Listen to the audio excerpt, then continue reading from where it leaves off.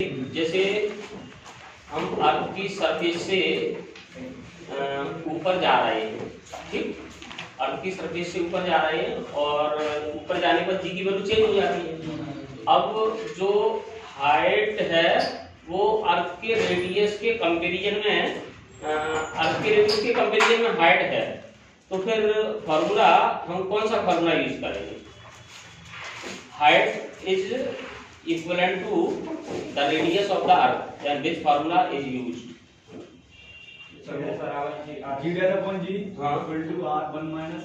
गलत है,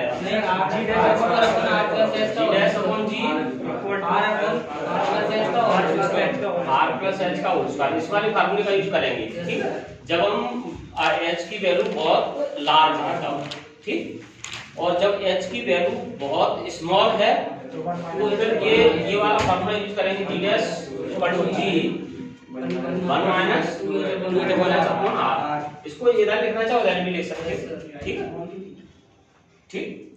अच्छा, अब देखो जैसे हम डी कोमल, जैसे अर्थ के अंदर डी गहराई पर गए नीचे, तो जी डैश की वैल्यू कितनी हो जाएगी?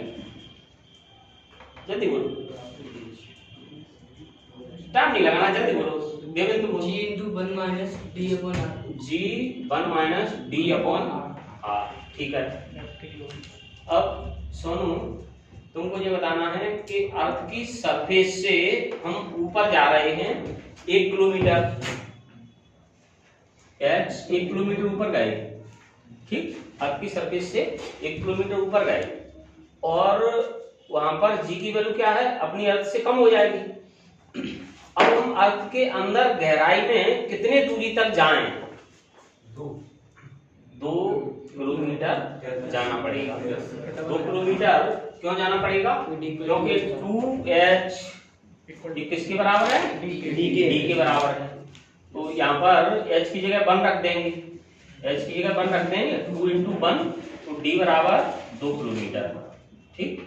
तो अब इसके लिए सीधी बात है, एक बात ध्यान रखना है कि ऊपर जाने का है वो डबल कर देना है, और अगर नीचे वाला दिया हुआ है तो आधा कर देना, ठीक। ऊपर वाली हाइट है उसको डबल कर देना है, जैसा उसमें होता था प्रोजेक्टाइल मोशन में।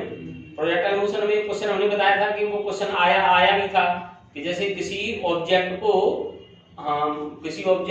ऊपर जैसे रेंज में, ओरिएंटल रेंज में 100 मीटर तक फेंक सकते हैं, तो ऊंचाई तक फेंकना है, तो आधी ऊंचाई तक फेंक पाते हैं। जैसे कोई क्रिकेट का खिलाड़ी है, वो ऐसे ओरिएंटली फेंक रहा है बॉल को, कहां तक? 100 मीटर तक, और वो ऊंची में फेंकना चाहता है तो आधा फेंक पाएगा, 50 मीटर तक फेंक पाएगा, ठीक। ऐसा ये कंसेप्ट पर आ चुका है क्वेश्चन। और नेक्स्ट क्वेश्चन पूछ रहे हैं सौरभ से। सौरभ, आर्टिफिशियल सैटेलाइट के अंदर सिंपल पेंडुलम की फ्रीक्वेंसी कितनी होगी?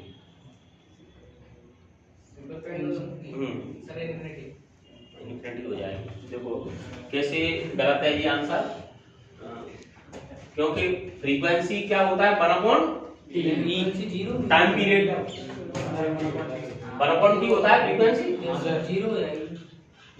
तो न्यू इक्वल टू होता है 1/t, और t की जगह कितना रखना है? इन्फिनिटी।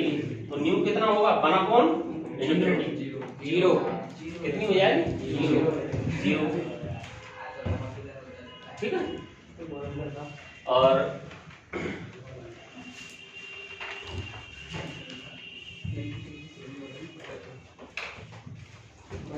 एक क्वेश्चन करिए, the weight of a body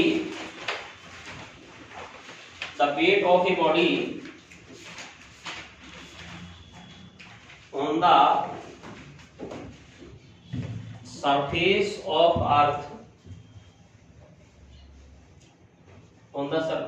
earth is weight of a body on the surface of earth is 29.4 kg. 29.4 वो सॉरी न्यूटन लिख लो, 29.4 केजी नहीं, या तो केजी वेट लिखना पड़ेगा या फिर न्यूटन लिख लो, ठीक है, या तो केजी वेट लिखो इसको या फिर न्यूटन लिखो, केजी, ठीक है, न्यूटन लिख लो या केजी वेट लिख लो, केजी क्या है वेट और केजी डब्ल्यूटी है, हाँ केजी डब्ल्यूटी, न्यूटन लगी है, न्यूटन लिखिए, न्यूटन और अच्छी बात है। Find the mass of the body,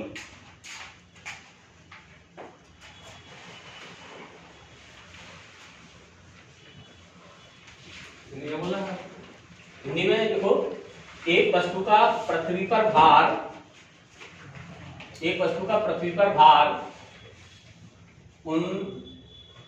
29.4 Newton है, 29.4 न्यूटन है, तो 29.4 न्यूटन है, तो इसका द्रव्यमान कितना होगा? 3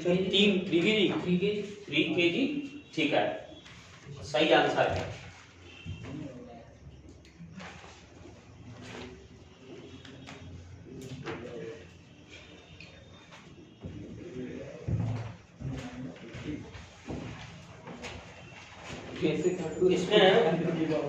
इसमें देखो वेट दिया हुआ है, वेट W, ये तो सबका हो गया होगा 29.4 और W बराबर mg, m बराबर W upon g, W 29.4 upon 9.8, तो ये आ जाएगा 3 केजी।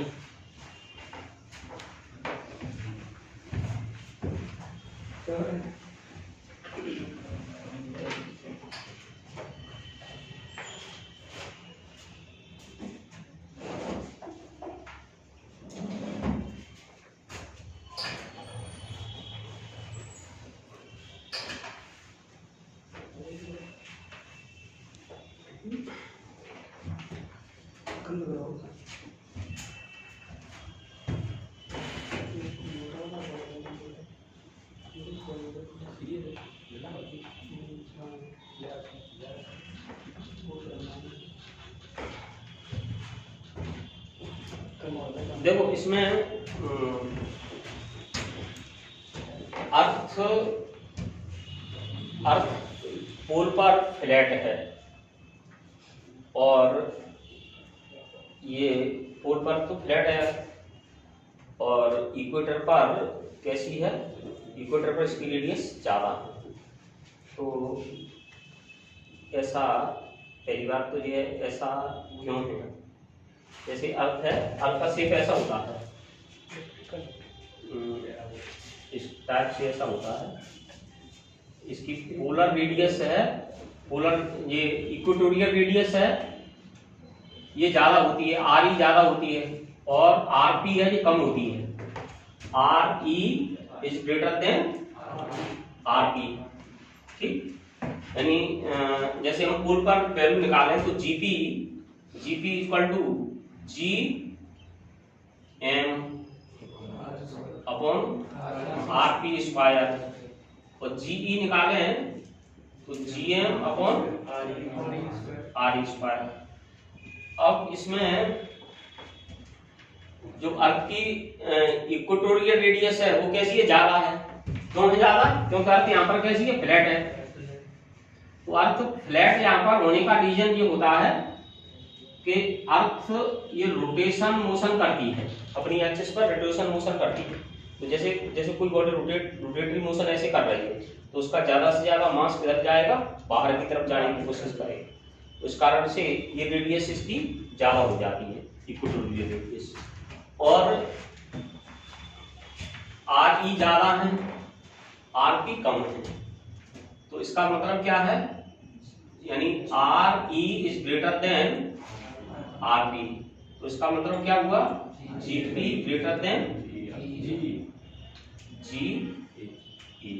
जी पी बड़ा होगा, यानी पोल पर जी की वैल्यू कैसी होगी, ज्यादा होगी और इक्वेटर पर कम होगी, ठीक।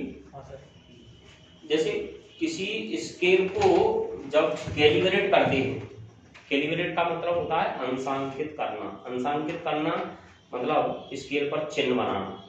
स्केल पर चिन्ह बनाना जैसे एक स्प्रिंग वाली तुला आती है, स्प्रिंग वाली, तो उसको कहाँ पर कैलिब्रेट किया जाता है?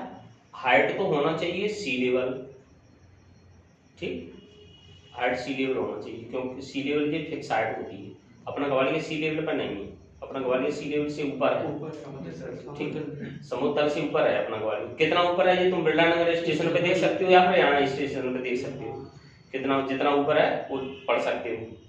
तो अपना ग्वालियर ऊपर है, तो अपने ग्वालियर में जी की वैल्यू है वो स्लाइटली कम होगी, क्यों? ऊंचाई पर जी की वैल्यू कम हो जाती है। 9.8 अपने यहाँ पर वैल्यू नहीं होगी, 9.8 से थोड़ी सी कम। और ये कैलिब्रेशन कहाँ पर किया जाता है? सी लेवल पर और 45 डिग्री लैटिट्यूड पर। 45 डिग्री लैटिट्यूड ये बीच में पड़ता है, क्योंकि यहाँ पर ये कौन सी लाइन, इक्वेटर लाइन कौन सी होती है? 0 डिग्री लैटिट्यूड। 0 से कितने जाते हैं? 90। 0 से 90 जाते हैं, तो 45 बीच में पड़ता है। Yes sir. तो पहली बात तो 45 डिग्री लैटिट्यूड होना चाहिए, अक्षांश, इसको अक्षांश कहते हैं लैटिट्यूड को, ठीक, अक्षांश 45 डिग्री लैटिट्यूड होना चाहिए।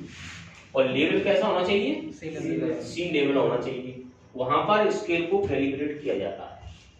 अब हम किसी स्केल को इक्वेटर से, जैसे वो वाली स्प्रिंग वाली स्केल है, स्प्रिंग वाली स्केल को इक्वेटर से पोल की तरफ ले जा रहे हैं, ठीक, इक्वेटर से पोल की तरफ ले जा रहे हैं, तो इक्वेटर पर जी की वैल्यू कैसी होगी?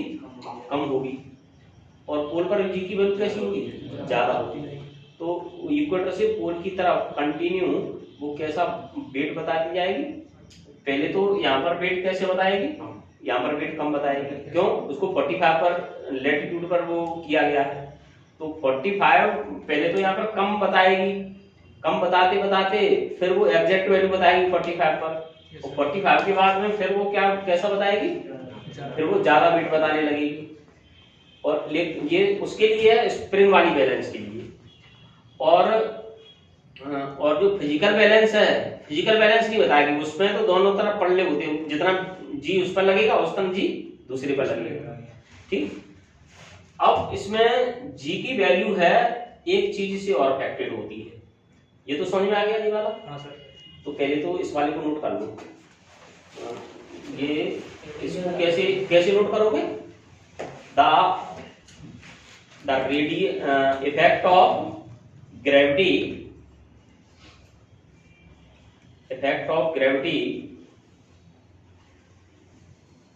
on the shape of earth। जी के मान पर पृथ्वी की आकृति का प्रभाव।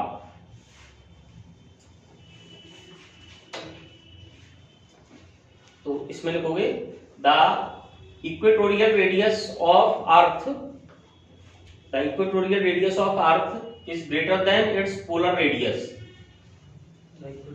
Equatorial radius of earth is greater than its polar radius. पृथ्वी की भूमध्य की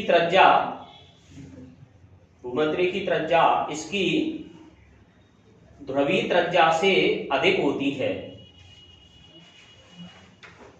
इसकी ध्रुवीय त्रिज्या से अधिक होती है। अतः hence the value of G at pole is greater than equator। अतः G का मान ध्रुवों पर भूमध्य रेखा की अपेक्षा अधिक होता है। Hence the value of G is greater at poles as compared to equator।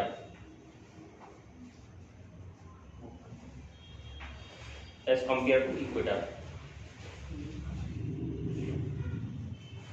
ये नोट कर सकते हो इसको।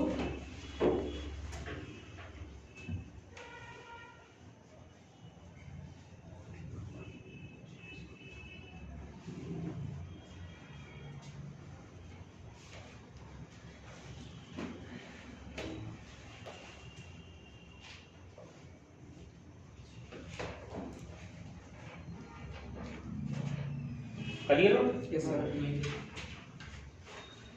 सर आपने ये बताया था ना, एक फ्लैट होती है वो किस लिए होती है? वो अर्थ रोटेशन मोशन करती है, रोटेशन मोशन करती है तो उसका ज्यादा से ज्यादा मास है वो बाहर की तरफ जाने की कोशिश करता है। सर थोड़ा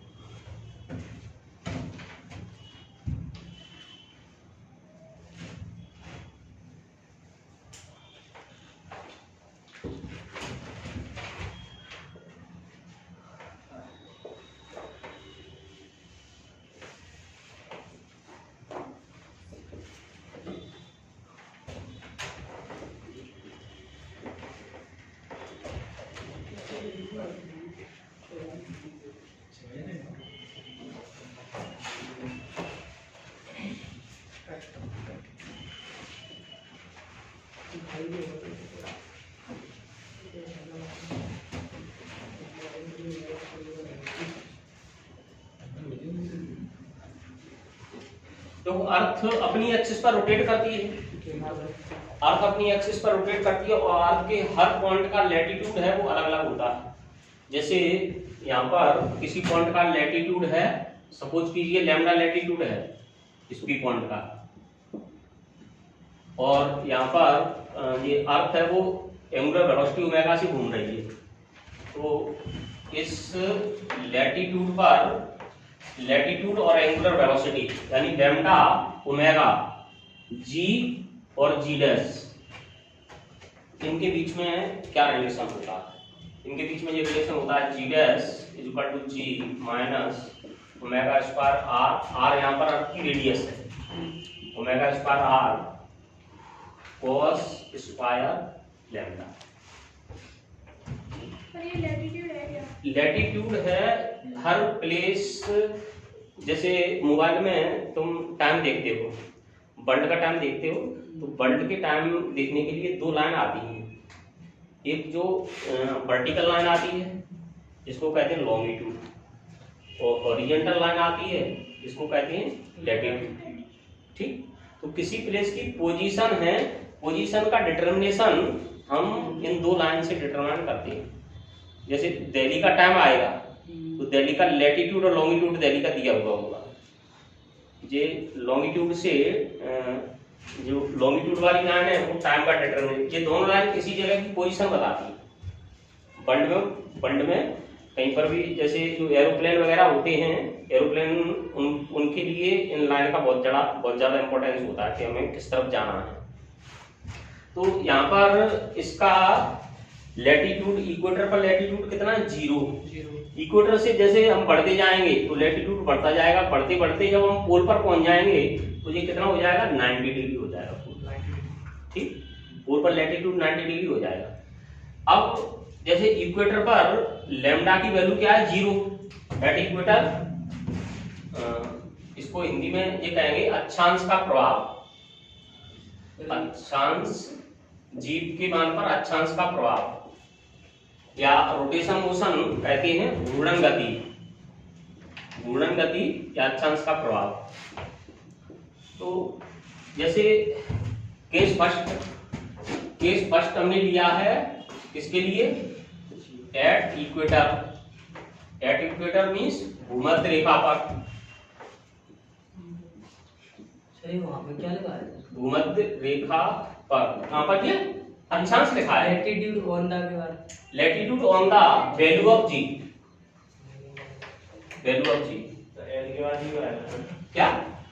अरे वो ठीक है, देखो समझते effect of latitude on the value of g. हाँ सर सही। ठीक, हाँ सर वो जी समझ नहीं पा। Effect of latitude on the value of g. Value sir वो बेसिक स्पेलिंग गलत है जी, हम भी लिखा है लोग। VALUE है, हमें पेपर में ये VALUE वैल्यू ऑफ ई। ठीक, VALUE। ठीक, अब देखो भूमध्य रेखा पर, भूमध्य रेखा पर क्या होगा? भूमध्य रेखा पर लैम्डा बराबर कितना होगा? 0 डिग्री, और cos 0 कितना होता है? 1 होता है। तो G डैश बराबर g minus omega square omega square R, और case second at poles lambda equal to कितना 90 डिग्री, लैम्डा 90 डिग्री और cos 90 जीरो, cos 90 जीरो, तो g डैश इक्वल टू क्या होगा g, यानी पोल पर रोटेशन मोशन का कोई इफेक्ट नहीं आएगा। ठीक, पोल पर अब जैसे एक बार ये क्वेश्चन आया था उसमें कंपटीशन में कि अगर मान लो वायदा में अर्थ घूमना बंद कर दे, अर्थ ने घूमना बंद कर दिया तो g की वैल्यू पर क्या इफेक्ट आएगा, तो g की वैल्यू पोल को छोड़ करके सब जगह बढ़ जाएगी, और सबसे ज्यादा बढ़ेगी कहां पर, इक्वेटर पर सबसे ज्यादा बढ़ेगी।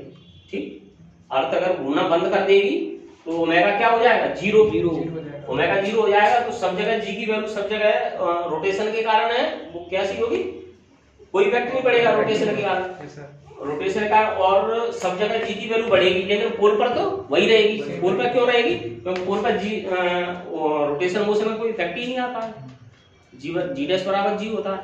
ठीक, पोल पर तो इसमें ये देखोगे एट पोल्स, पोल को कहते हैं ध्रुवों पर, ध्रुवों पर, तो इस ये हेडिंग तो डाल लीजिए। हाँ सर, हेडिंग हिंदी में लिख लोगे अक्षांश के साथ जी के मान में परिवर्तन, अक्षांश के साथ जी के मान में परिवर्तन, या जी पर घूर्णी गति का प्रभाव, जी के मान पर घूर्णी गति का प्रभाव, जी के मान पर घूर्णी गति का प्रभाव। तो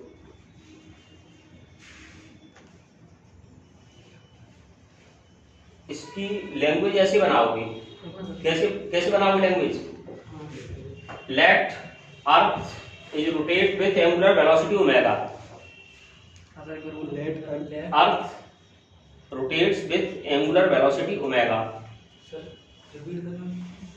let earth rotates with angular velocity omega, माना पृथ्वी ओमेगा कोणीय वेग से घूम रही है, its radius is r, इसकी त्रिज्या r है,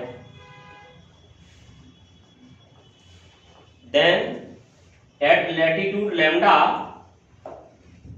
then at latitude lambda, तब लैम्डा अक्षांश पर, लैम्डा अक्षांश पर g का मान,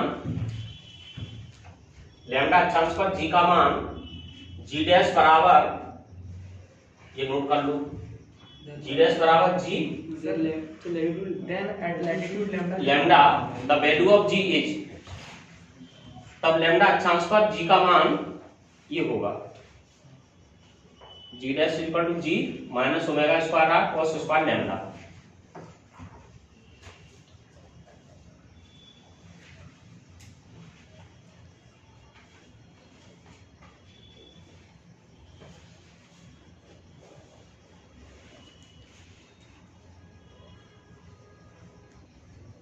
ये लिख लें सर, अब लिख लो case first at equator, at equator lambda equal to zero, तो जी डैश बराबर ये आ जाएगा, एट पोल्स ध्रुवों पर लैम्डा बराबर 90 डिग्री,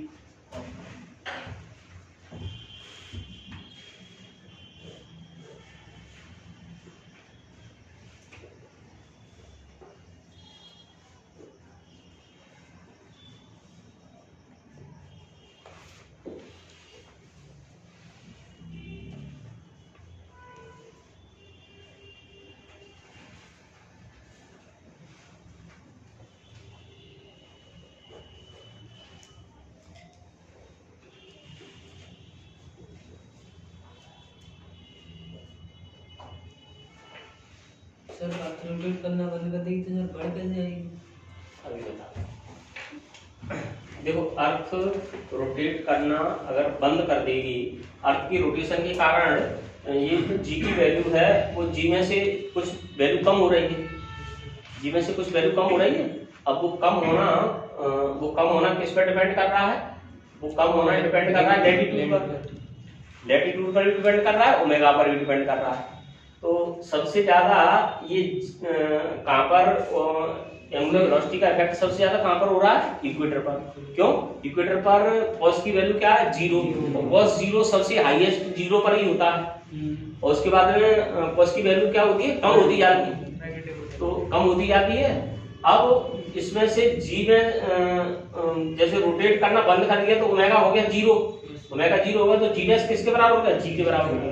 यानी सब जगह g का मान क्या होगा? बढ़ जाएगा। सब जगह जी का मान क्यों बढ़ जाएगा? क्योंकि ये क्वांटिटी जो क्वांटिटी अभी जी की वैल्यू को कम कर रही थी उसकी वैल्यू क्या हो गई? 0 हो गई। जैसे कुछ माइनस कर रहे थे वो माइनस वाली क्वांटिटी नहीं रही, तो जी डैश किसके बराबर होगा? जी के। तो इसका पोल्स और इक्वेटर में इक्वल हो जाएगा ना सर? नहीं, पोल और इक्वेटर में रोटेशन के कारण तो इक्वल हो जाएगी, लेकिन वो रेडियस के कारण है, रेडियस तो चेंज नहीं हुई है, तो रेडियस वाला फैक्टर है वो तो इफेक्टिव रहेगा। रोटेशन वाले फैक्टर के कारण उस पर अभी पोल पर तो अभी इफेक्ट नहीं पड़ रहा था, और बाद में भी नहीं पड़ेगा इफेक्ट पोल पर। ठीक, तो रेडियस वाला फैक्टर वो तो चेंज नहीं हो रहा है, केवल रोटेशन वाला फैक्टर चेंज हो रहा है। तो क्वेश्चन उसका ऐसे लिख लोगे, इफ अर्थ सडनली स्टॉप्स, यदि पृथ्वी अचानक घूमना बंद कर दे, इफ अर्थ सडनली स्टॉप्स, यदि पृथ्वी अचानक घूमना बंद कर दे, then the value of g increases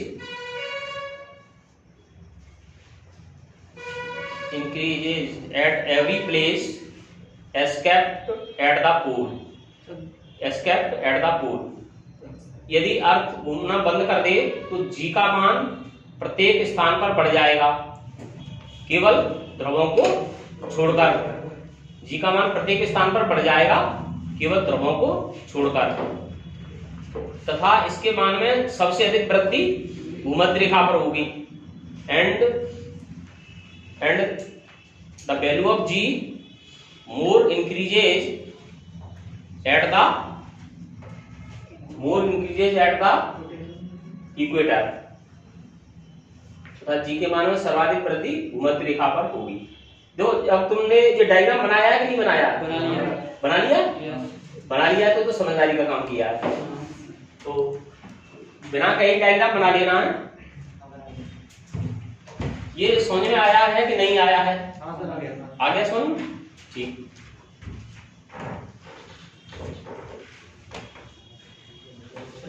पोल से भी ज्यादा हो जाएगी इक्वेटर पर? नहीं, पोल से ज्यादा नहीं हो पाएगी, क्योंकि पोल पर पोल से ज्यादा कैसे हो गई? पोल से कम होगी। क्यों? क्योंकि वहां पर जो रेडियस का इफेक्ट है पोल पर, तो वो तो कम नहीं हुआ है, पोल से ज्यादा तो नहीं हो सकती। ठीक, इफेक्ट ही नहीं पड़ा पोल पर तो कोई इफेक्ट पड़ा ही नहीं है। नहीं, इक्वेटर पर बढ़ जाएगी, इक्वेटर पर बढ़ेगी, लेकिन अब पोल पर दोनों ही कारण से बढ़ रही है। पोल पर एक तो रेडियस कम है और दूसरा ओमेगा का कोई इफेक्ट नहीं आ रहा है। ठीक, दोनों ही कारण से पोल पर ज्यादा आएगा।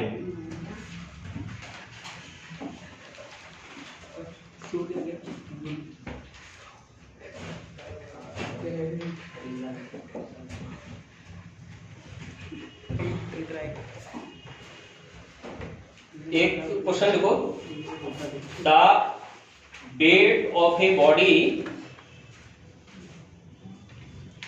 weight of a body at the surface of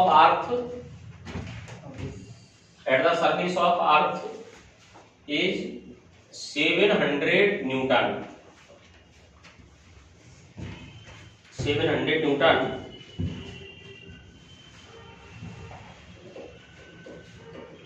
Find its weight on a planet whose mass is 1/7 times and radius 1/2 times that of Earth, and radius 1/2 times that of Earth। एक वस्तु का पृथ्वी तल पर भार 700 न्यूटन है एक वस्तु का पृथ्वी तल पर भार 700 न्यूटन है, उस ग्रह के तल पर जी का मान क्या होगा, उस ग्रह के तल पर जी का मान क्या होगा जिसका द्रव्यमान पृथ्वी के द्रव्यमान का 1/7 गुना तथा त्रिज्या 1/2 गुनी है।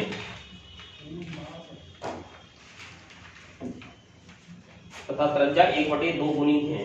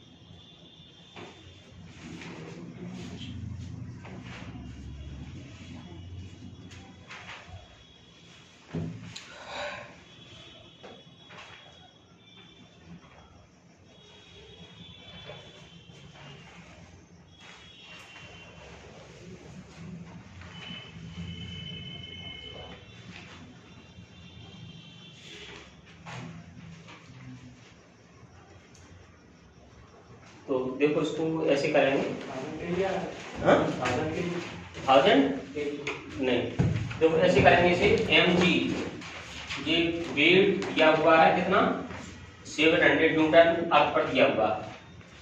अब मान लो दूसरे प्लैनेट पर g की वैल्यू है वो g डैश है, तो g dash g equal to क्या होता है gm/r²। और ये तो हो गया अर्थ के लिए, और दूसरे प्लैनेट के लिए g की वैल्यू है g dash equal to gm/7 और r/2 का होल स्क्वायर। तो ये हो जाएगा 4/7 gm/r²। तो g डैश बराबर g dash equal to 4/7 g, दोनों तरफ m से मल्टीप्लाई कर दो, mg डैश 4/7 इंटू mg और 4/7 mg की वैल्यू कितनी है 700 है, 700 है, तो ये कितना हो जाएगा ये 400 और न्यूटन।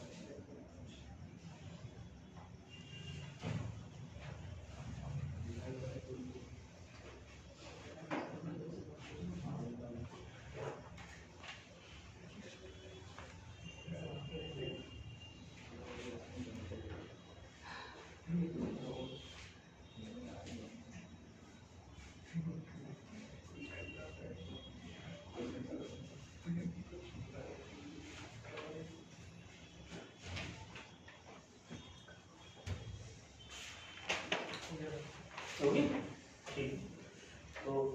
देखिए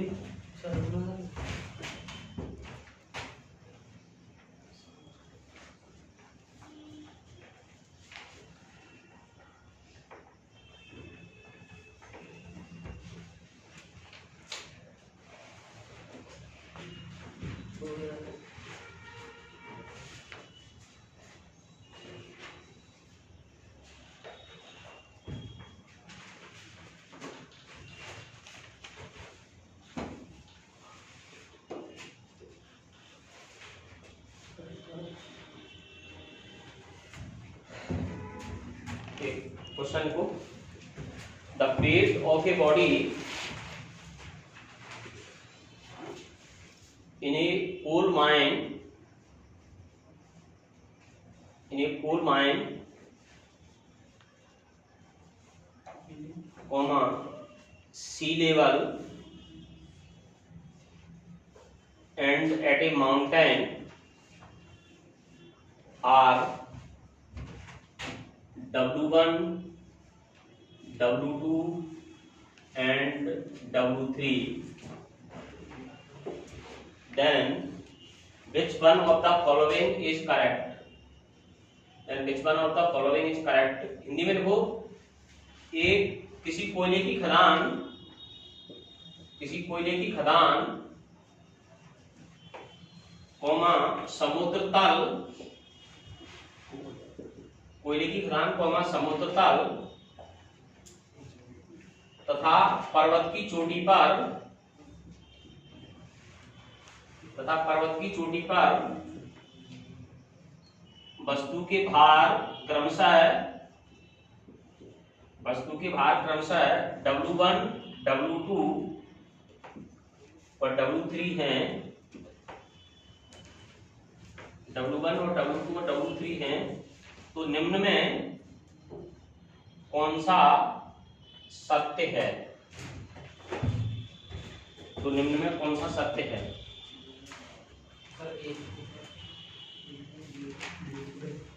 ये किसने बताया? सौरभ ने? अच्छा,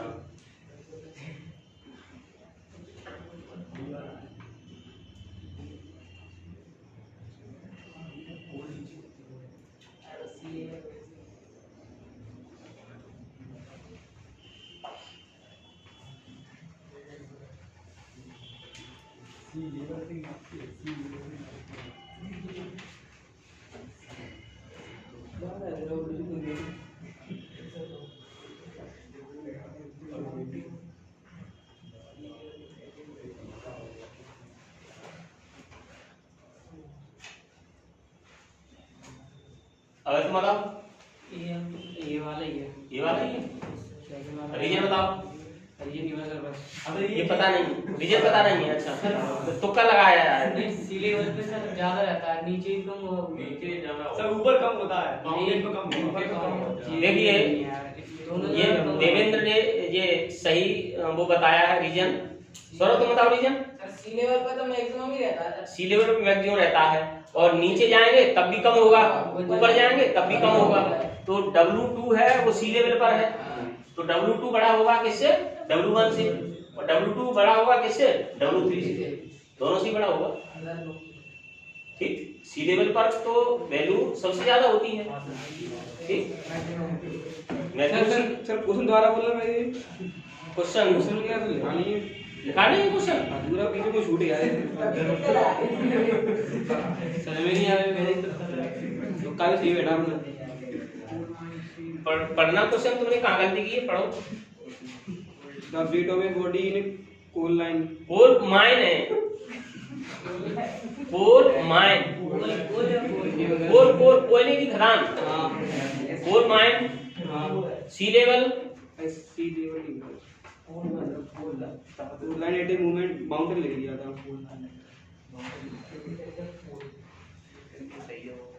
ठीक,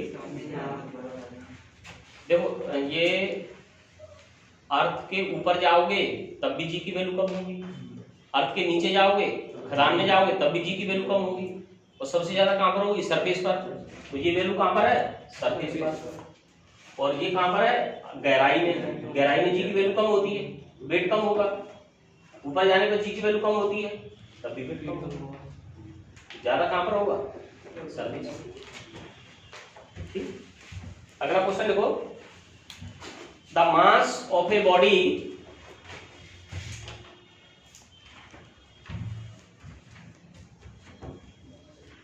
at the surface of earth is m. At the surface of earth is m. Its mass at the surface of moon is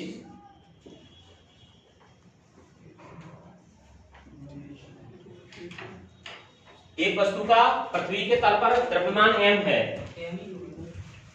पृथ्वी के तल पर द्रव्यमान m है, तो चंद्रमा के तल पर इसका द्रव्यमान होगा, ये ऑप्शन दिए हैं।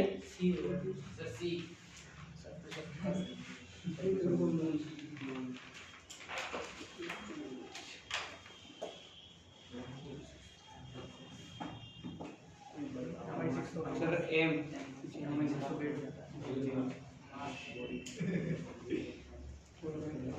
सर सेकंड वाला क्या लिखा? 0।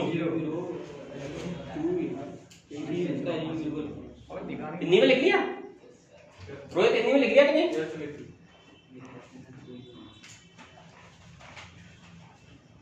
अगला क्वेश्चन लिखिए, इसका आंसर है सी, एम ही रहेगा। मास चेंज नहीं होगा, मास डज नॉट चेंज। अगला क्वेश्चन लिखो, the weight of a body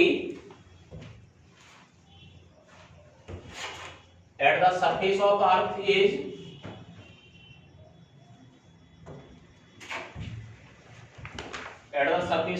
is 500 Newton. 500 Newton. एक वस्तु का पृथ्वी की सतह पर भार 500 न्यूटन है।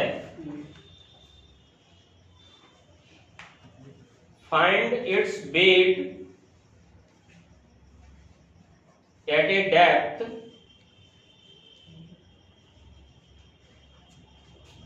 half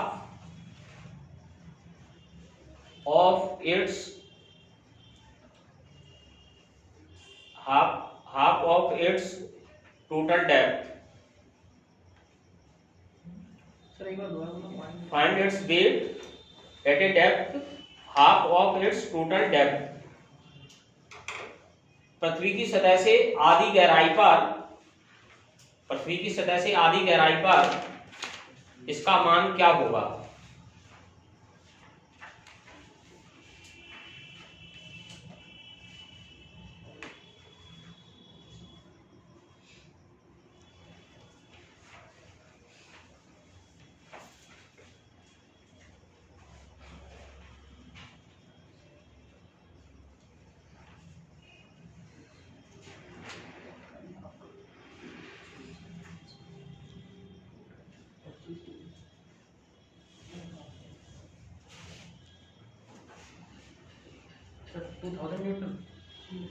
two thousand Newton. और किसी का है?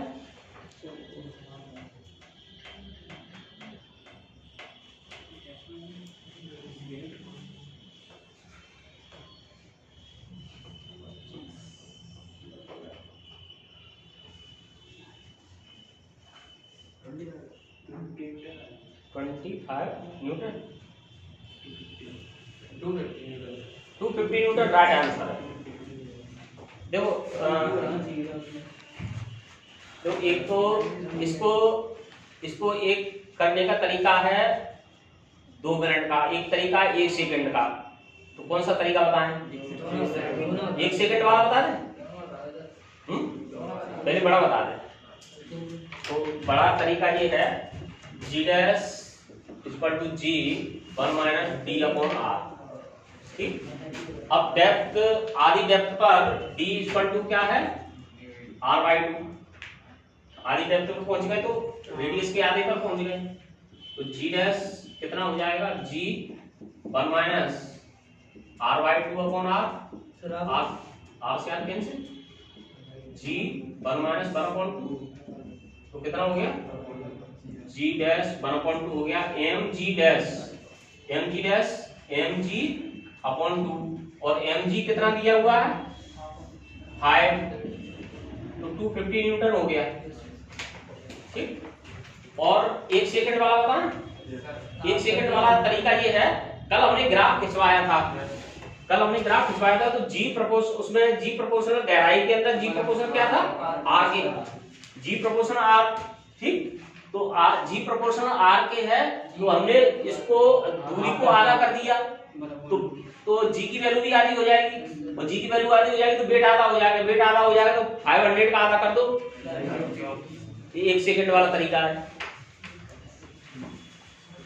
नहीं समझ में आया जी प्रोपोर्शनल आर कल बताया था कल ग्राफ खिंचवाया था उसमें जी प्रोपोर्शनल आर था अर्थ की सरफेस से ऊपर जाते हैं ये वाला ग्राफ बनवाया था ये ऐसे यहाँ पर जी की वैल्यू मैक्सिमम फिर ऐसे ठीक तो ये पोर्शन है जी प्रोपोर्शनल आर अब आधी हाइट पर आ गए तो जी की वैल्यू कितनी हो गई g/2 हो गई आधी हाइट पर g/2 हो गई तो वेट भी कितना हो जाएगा g/2 हो जाएगा आधा वेट भी आधा हो जाएगा तो कितना होगा 500 है तो कितना होगा 250 न्यूटन होगा।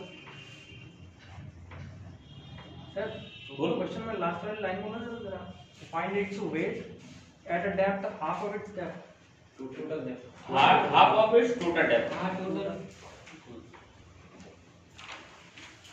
d है और d का आधा कर दो d/2 हो गई।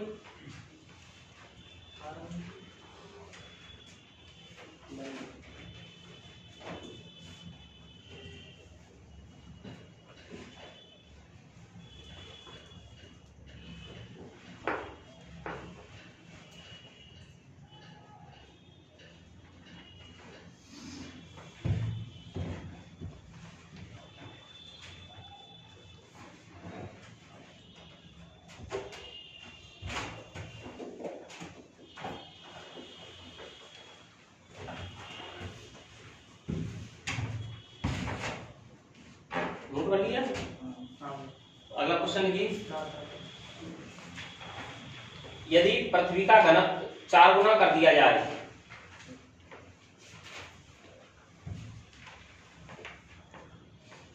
पृथ्वी का घनत्व 4 गुना कर दिया जाए तथा त्रिज्या आधी कर दें तो हमारा भार हो जाएगा if the density of earth becomes 4 times and radius becomes half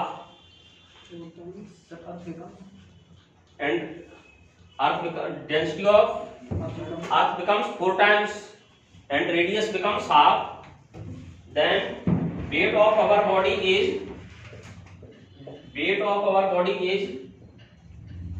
तो हमारा भार हो जाएगा 4 गुना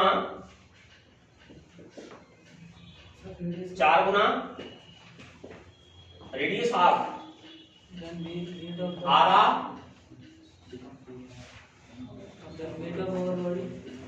becomes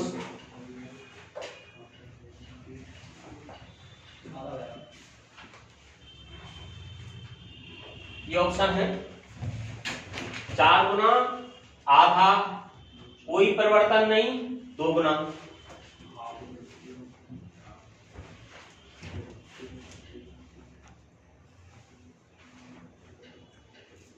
रेडियस को हाफ कर देना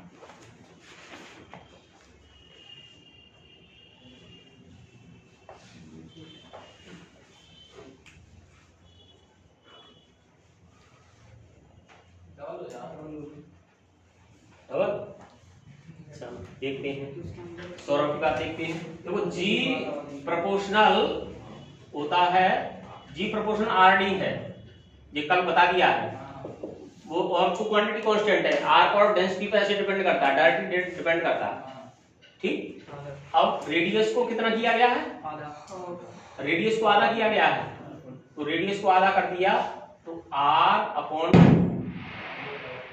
रेडियस को आधा कर दिया डेंसिटी को कितना कर दिया 4 टाइम्स डेंसिटी 4 टाइम्स है तो d 4d हो गया और 2 से 2 कैंसिल हो गया ये कितना हो गया 2rd यानी 2g g dash equal to 2g। तो वेट कितना हो जाएगा, डबल हो जाएगा, क्योंकि mg dash equal to 2mg, double हो जाएगा। ये कैसे आया, ये नहीं समझ में आया। ये ऐसे आएगा g, ये कल बता दिया था, g इक्वल टू gm upon r square, mass equal to volume into density, 4/3 pi r cube into d, ये इसमें रख दोगे तो g equal to g 4/3 pi r cube into d upon r square, एक आर स्क्वायर कट गया, 4/3 pi g r D.